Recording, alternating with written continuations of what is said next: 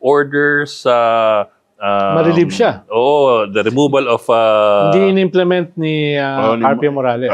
Ni Morales Kinukuha Galawin. niya yan. Oo. Nung pumalit si Martires, in-implement Retire niya. si Implement. Morales, pasok si Martires, si Martires. Batas. Yes. So, pwedeng balikan ni Karandang si Martires. Correct. Kasi violation eh. So, sinasuggest mo yun? Oo. Balikan niya. Yan. Oo, kasi ang dami Si Manny kasalanan. Bagoto po yan. Ang dami kasing kasalanan ni Martires sa Oo nga. bayan eh. Sa bayan, Unang-una, no? tinago na yung salin ni Digong. Oo. Diba? Tapos, yung decision kay Joel Villanueva. Joel Villanueva. Tinago oo. niya. Tsaka dinidepensa na si BP Sara. Oo. Tsaka lahat ng salin. Lahat ng salin. Lahat ng salin. No? Ang sabi ni Madriaga, tumanggap siya ng pera, naiiwan sa kotse, di ba? Oh, iba pa yun. O, ba yun? Oo. So, So, maraming kasalanan si Martires sa dapat ng baka siya yung matanggalan ng benefits.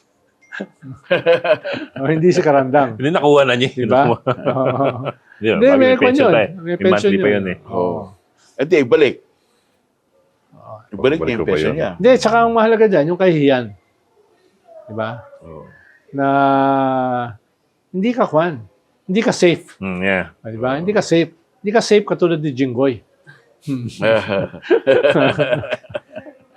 Tsaka, even after all these years, those who are wronged Ah. can still find justice. Yes. Yan, oo. Yes. Oo. Pero si Jinggoy, Pursigido lang ka lang talaga dapat eh. Kaya yung mga panlalait ko kay Mogs, pwede pa niyang ikaso. yan. Sa akin, oo. di ba? Katulad kanina. Oo. Hindi ba sugatan dila mo? Hindi. Wala siyang binabanggit nito eh. Pero dapat talaga kasuhan ni Arthur Karandang si Samuel Martires. Oo, dahil hustisya yan eh. Oo. Tsaka grabe yung ginawa ni Martires sa Oo. bansa.